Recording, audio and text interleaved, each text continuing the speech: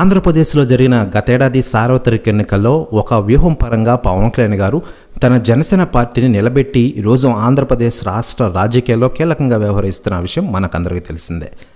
ఆ పార్టీ 21 స్థానాల్లో పోటీ చేసి 21 స్థానాల్లో విజయం సాధించింది. ఈ ఫలితంతో జనసేన పార్టీ దేశంలో ఏ పార్టీకి సొంతం కానీ 100% స్ట్రైక్ రేట్ను సాధించిందనే చెప్పుకోవచ్చు.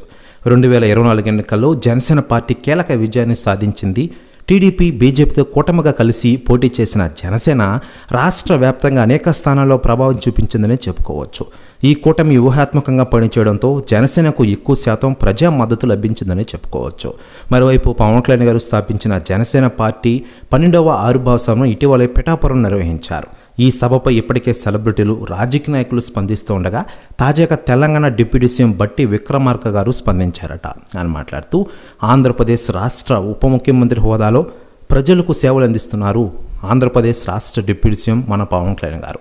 ఈరోజు పిఠాపురం నియోజకవర్గంలో ఆయన జనసేన తరపున ఇటీవల ఆవిర్భావ సభ నిర్వహించారు. ఆ సభ ఎప్పటికీ నా కళ్ళ ముందరే మెదులుతోంది.